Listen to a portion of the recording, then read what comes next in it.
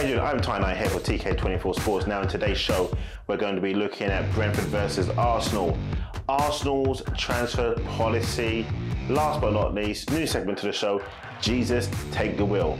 Now again, if you're new to the show, make sure you like, subscribe, turn that notification on so you don't miss a show every time we upload. Let's go. First part, Brentford versus Arsenal, return of the Premier League 2021-2022 season. This season is going to be blockbuster. It's going to be gigantic. It's going to be everything that you wanted it to be. Congratulations to Brentford coming up from the Championship, 50th team to actually grace the Premier League, going up against a lackluster Arsenal with Mikel Arteta in charge. Brentford, I would love to big you up, talk about you. I give you nothing but praise because I know you're actually going to beat my team, Arsenal, 2-1 tomorrow. It's going to be embarrassing for Arsenal, but no surprise. If the Arsenal fans, I'm an Arsenal fan, turn up and thinking, yeah, you know what, it's only Brentford, we're going to win this one. Then we go off to City, then we go to play Chelsea, then we've got the likes of Burnley and Norwich, and we should get 15 points. We're in dreamland. Yes, no. I'm going to burst the bubble there. Arsenal will lose 2-1 tomorrow. It's a given. Why? Because they have no creativity, they have no structure, they have no fight, they have nothing about them. Nothing has changed since Arteta has come into play. Arsenal fans go on and say, well, look, we had the third best defence last year. We won an FA Cup and a Community Shield, but we finished 8th and 8th. Some of the football is quite good, but the decisions are poor. So poor that the football is poor. So poor that they still haven't even addressed the areas to make the team better going into this game. So that's why I'm saying Arsenal will lose tomorrow 2-1. And I then have to sit there, get angry, go to work come Saturday and be angry again. My poor kids are going to have to run out the house or maybe stay at their grandparents' home. My partner's going to look at me and say, why do you even watch them when they're so rubbish? And I say, well, you can't turn your back on your team. I can turn my back on you, but I can't turn my back on my team, but I can cuss them out, and I can't cuss you. You see where I'm going with this? See, look, I'm getting agitated right now just talking about Arsenal, knowing that they're actually going to fumble the game tomorrow. They're going to lose 2-1. We won't even take the lead. We'll go 1-0 behind, then 2-0 behind. We'll get 2-1 by half-time, and then the second half, Brentford will just shut up shop, and we'll have nothing to think about. We'll have no answers for them. And that's Arsenal's problem. That's Mikel Arteta's problem. He thinks he's better than what he really is. He talks so much hot air that it's just hard to digest at times. And yes, it is a criticism of him because you know you've got a team here that if we even got Tuchel last year, we should have sacked Arteta, we would be in a better position. And we know we will be in a better position.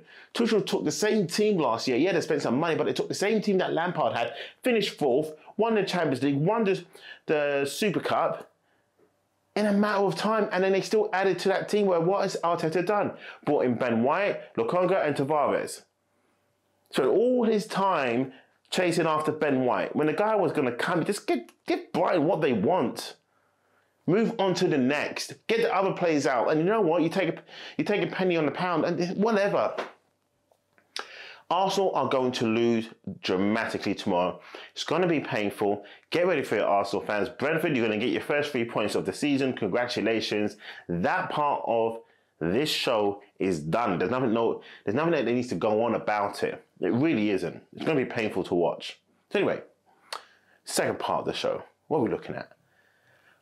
Arteta's and Edu's transfer plan, policy, the lack of creativity in every respect. Yes, that's correct. Arteta and Edu are struggling. They're struggling in the transfer market. They're struggling to identify exactly who is it they want. Who are they chasing? Who are they sending the feelers out to? How did they didn't realise that we still needed a goalkeeper, a right back, a centre midfielder, an attacking midfielder, and a striker? These are all the positions that were still needed. But yet, the one thing we didn't actually really need was a central defender. But Arteta thought, you know what, I've got David Luiz going, and I might as well bring in someone who's a ball-playing defender because we don't really have that right now. So I'll bring that player in. And we go after Ben White and pursue him for 2-3 months. But then in the meantime, I won't actually address the goalkeeper in the situation. Actually, I'll chase Aaron Ramsdale. Well, he's British, he's homegrown, so you might as well get him. They're thinking long-term, but right now you actually got to think short-term. Because until these rules and regulations come a bit stringent about the homegrown players, that's when you act on it then. Maybe the season before, but not now.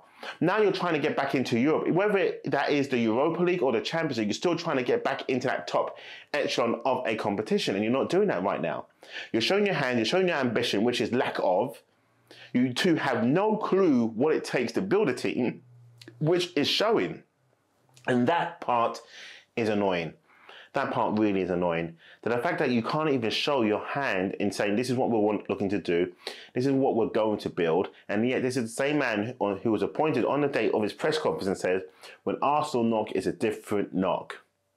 I don't want players not to be here if we have to keep on trying to persuade. Well, what the hell are you doing with Odegaard? You must be sitting outside his house right now going, hey man, hey, you know, we really liked you on loan last year. Do you want to come back and play for us? Please come back and play for us, please. You're begging Odegaard to come, and the guy hasn't even got a place at Real Madrid, and he's still in 2 minds as he want to come back and play for you. What does that say? Then you've got Aouar sitting there. No one wants to touch the man for little money, and yet you can't even get that one over the line. That'll be the easiest transfer of all. Hey, Arsena, do you want to come and play for me? You know what? Yeah, I'll come and play for you because since no one else will take me. Okay, 25 mil here, Leon, take it. Player in. Attacking midfielder. Odegaard, do you want to come? Madders, do you want to come? Odegaard, you still thinking? Madders, you want to come, yeah? All right, cool. You know what? Let's break a bit of bread off and let's get this deal done.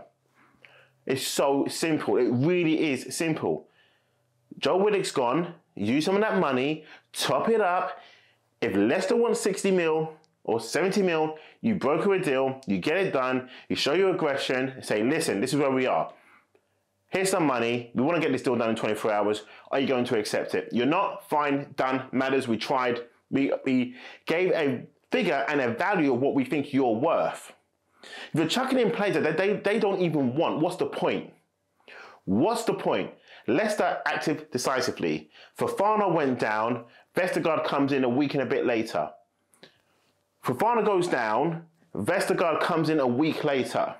We need a goalkeeper since last season, and we're still twerking out there, showing our ass for no reason. What are we doing? What's the point in having Arteta as a manager, then Edu as whatever he is, with his next guy next to him, who can't broker these deals?